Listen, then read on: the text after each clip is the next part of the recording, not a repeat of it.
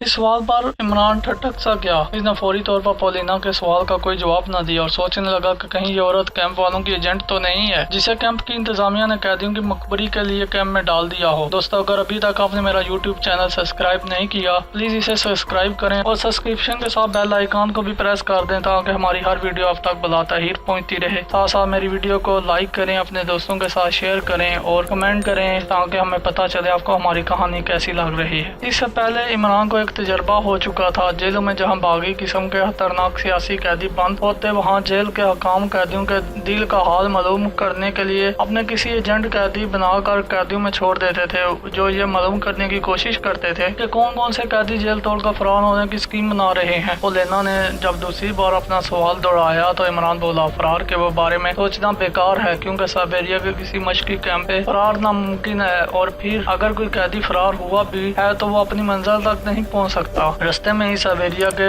बर्फपोश और वसी और रीज मैदानों में ठर ठर कर मर जाता है। पोलिना ने कहा, साइबेरिया के बर्फपोश मैदानों में वो मफरूर कैदी सर्दी में ठर कर मर जाते हैं जो अनारी होते हैं, जो साइबेरिया के बर्फपोश इलाकों से वाकिफ नहीं होते और गलत रास्ते पर चलकर बर्फ के सहरा में भटक जाते हैं, लेकिन जो इस इलाके को बखूबी जानते हैं वो फरार होने में कामयाब हो जाते हैं। मुझे साइबेरिया के तमाम रास्तों का इल्म है। मेरे ज़हन में फरार की एक स्कीम भी है क्योंकि मैं अपनी कीमती जिंदगी इस पागल खाने में बसर नहीं कर सकती। क्या मुझे बताओगे कि फरार की स्कीम जो तुम्हारे ज़हन में है क्या है? पोलिना ने पूछा। क्या तुम मेरे साथ फरार होने के लिए तैयार हो? इमरान को कहना ही पड़ा, हाँ मैं तैयार हूँ। तो फिर पोलिना बोली, जिस रोज फरार होना होगा इसे एक दिन पहले बताऊंगी। माफ करना इमरान, 2-3 हफ्तों की दोस्ती में मैं तुम पर इतना एतमाद नहीं कर सकती। अभी तुम्हें कुछ आजमा लूं। इमरान ने दिल में कहा, ये औरत इतनी भोली भाली भी नहीं है जितनी मैं इसे समझ रहा था, लेकिन ऐसी कोई हैरानगी की बात भी नहीं थी। वो जिस किस्म के हालात का शिकार थी इसे ऐसा ही होना चाहिए था। इमरान को पोलिना की दोस्ती का एक फायदा जरूर हुआ था कि इसकी मशक्कत की थकावट कम हो गई थी। ये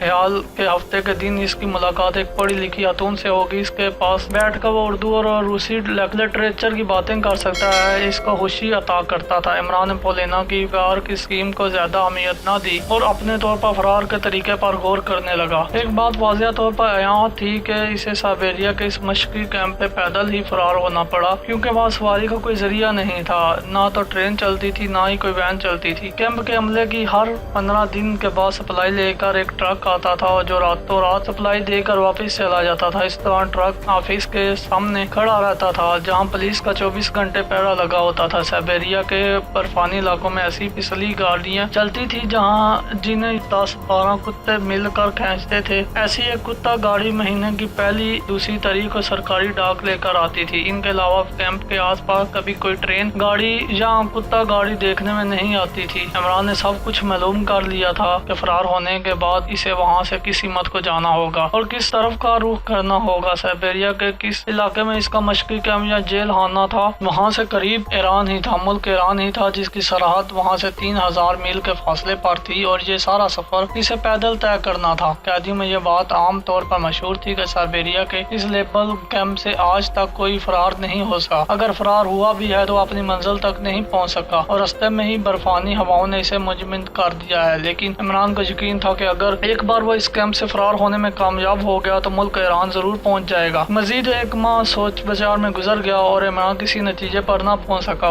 कि इसे किस रोज वहां से फरार होना चाहिए। फरार होने के लिए कुछ चीजें की फराहमी जरूरी थी। इनमें एक कमांडो चाकू और समूरी टोपी और समूर का कोट जरूरी था। चाकू इसलिए कि रास्ते में बर्फानी रिच किसी भी जगह हमलावर हो सकता है। समूर की टोपी और समूर का लंबा कोट इसलिए जरूरी था कि कुतुब शुमाली की तेज बर्फानी हवाओं में बर्फ के तूफानों का सिर्फ यही 2 चीजें मुकाबला कर सकती हैं। इसका मुकाबला सिर्फ आम कोट, गर्म कोट या चमड़े की टोपी पहनकर नहीं किया जा सकता। इसके अलावा खुश्क खुराक साथ ले जाने की भी जरूरत थी। ये चीजें कैंप में पैदा करना नामुमकिन सी नजर आती थी। इसके बावजूद इमरान की इस कोशिश में लगा हुआ था कि किसी तरह इन चीजों का बंदोबस्त हो जाए और वहाँ से फरार हो सके, क्योंकि वो एक आम कैदी नहीं था। इसकी जिंदगी का कोई मकसद ना हो। इसकी जिंदगी का एक नस्बुल ऐन था, एक मकसद था और वो इस मकसद को लेकर रूस के तजारती जहाज में सवार हुआ था। इस मकसद में वो कामयाब जरूर हो गया था, मगर ये कामयाबी इस वक्त तक अधूरी थी जब तक वो राज जो इसने रूस और हिंदुस्तान के दरमियान तय पाए जाने वाले मुआहदे की खुफिया फाइल से उड़ाया था, जो इसके पास अभी तक महफूज था, पाकिस्तान नहीं पहुंचाया जाता। ये काम इमरान को अपनी जान देकर भी पूरा करना था। इस दौरान हर हफ्ते की मुलाकात पोलिना से होती थी। दोनों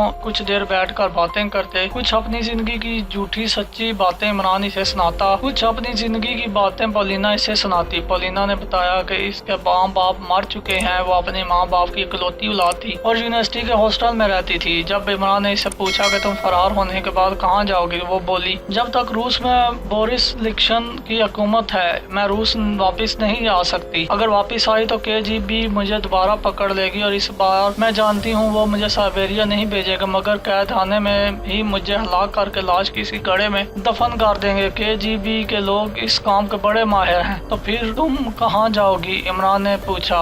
इसने टहलते टहलते कुछ सोच कर जवाब दिया, अभी तक मैंने फैसला नहीं किया कि अगर इस रूस के जहन्नम से फरार होने में कामयाब हो गई तो किस मुल्क में रहूंगी, लेकिन ख्याल है कि लंदन चली जाऊंगी। इंग्लिस्तान में मुझे सियासी पनाह मिल जाएगी, नहीं तो अमेरिका मुझे सियासी पनाह दे ही देगा। इमरान ने इससे ये न पूछा कि वो कैंप से कब फरार होगी, ना ही पॉलिना ने फरार के बारे में मजीद कुछ कहा। इस बात को 2 हफ्ते गुजर चुके थे कि तीसरे हफ्ते की शाम इमरान औरतों के कैंप में पॉलिना से मिलने गया तो वो कुछ देर से इधर उधर की बातें करती रही। फिर बड़ी राजदारी से कहने लगी, परसों रात को मैं कैंप से फरार हो रही हूँ, क्या तुम मेरे साथ चलोगे? अगर तुम नहीं जाओगे तो मैं अकेली ही चली जाऊंगी। इमरान के लिए ये बहुत बड़ी खुशखबरी थी। इसने पूछा, मगर कैसे फरार होंगे? पॉलिना ने कहा, तुम्हें ये पूछने की जरूरत नहीं, तुम मेरे सवाल का जवाब दो, क्या आप मेरे साथ चलने को तैयार हो? इमरान ने बेहतियार कह दिया, हाँ मैं तैयार हूँ। लेकिन पॉलिना, तुम्हें मालूम है कि हम साइबेरिया को कितना वसी और रीज बर्फानी सहरा पैदल अबूर करना होगा? इसने कहा, ये तुम मुझ पर छोड़ दो, मैं तुमसे ज्यादा जानती हूँ कि साइबेरिया के बर्फानी बरआज़म को कैसे अबूर किया जाता है। मैं इस मुल्क की रहने वाली हूँ। अगर तुम मेरे साथ भागने के लिए तैयार हो तो फिर परसों रात के 2 बजे औरतों और मर्दों कैदियों के दरमियान दरवाजा है, वहाँ आ जाना और दरवाजे को थोड़ा सा दबाना, दरवाजा खुला होगा। इसके बाद मैं तुम्हें इसी जगह मिलूंगी जहाँ तुम मुझे पहली बार मिले थे, जब मैं बरामदे के पास स्टूल पर बैठी थी। इमरान ने कहा, मैं जरूर आ जाऊंगा। इस रोज पॉलिना ने इमरान से ज्यादा बातचीत न की और इमरान वापस अपने बैरिक में आ गया। इसे तरह तरह के हदशात ने घेर लिया। पॉलिना ने इतना बड़ा प्रोग्राम कैसे अकेले बना लिया, इसके जरिए क्या हो सकते हैं? अगर वो पकड़े गए तो कैंप का रिच की हसलियत वाला चीफ दोनों और सब कैदियों के सामने गोली मार देगा। इमरान ने सुन रखा था कि इसके आने से 1 हफ्ते पहले 2 कैदियों ने फरार की कोशिश की थी मगर पकड़े गए और कैंप के चीफ ने खुद स्टेन गन का प्रस्ट मारकर इसे हलाक कर दिया। कभी वो सोचता कि इसे पॉलिना के साथ फरार होने का खतरा मोल नहीं लेना चाहिए, ये बेवसीला सी लड़की है। इमरान ने इसे कभी कैंप के अमले के किसी आदमी से बात करते नहीं देखा था। फिर ये कैसे हो सकता था कि इसके लिए कैंप का दरवाजा अपने आप खुल जाए? 2 दिन का इसी कश्मकश में गुजर गए। तीसरे दिन भी इमरान इसी ज़हनी कश्मकश का शिकार रहा मगर गैर इरादी तौर पर साथ साथ फरार की छोटी छोटी तैयारी भी करता रहा। इसके चमड़े के लॉन्ग बूट फट गए थे। इसने कैंप के स्टोर में जाकर किसी न किसी तरह दूसरे लॉन्ग बूट हासिल कर लिए। मशक्कत के ओस इसे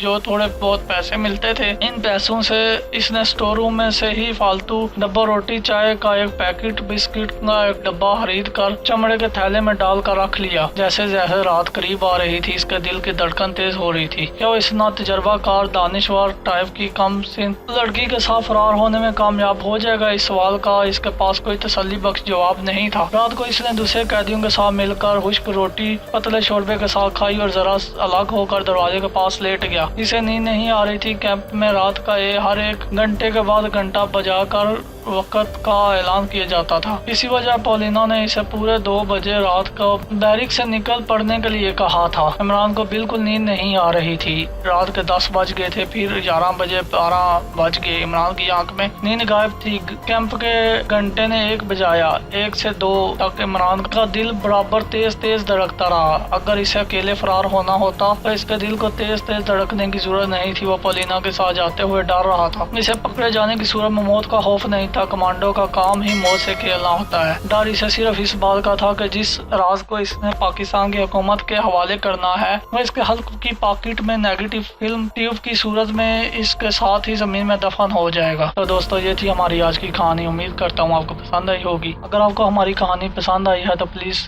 लाइक को प्रेस करें और सब्सक्राइब करें। सब्सक्रिप्शन के साथ साथ बेल आइकॉन को भी प्रेस कर दें ताकि हमारी हर वीडियो आप तक बलाताहीर पहुंचती रहे। और मेरी वीडियो को अपने दोस्तों के साथ शेयर करें। कमेंट सेक्शन में पाकिस्तान जिंदाबाद, पाकिस्तान ISI मिलिट्री और गुमनाम हीरो पाइंदाबाद जरूर लिखें। अपना और अपने प्यारों का बहुत सारा ख्याल रखें। अगली वीडियो में इंशाल्लाह ताला फिर मिलेंगे। तब तक के लिए अल्लाह हाफिज।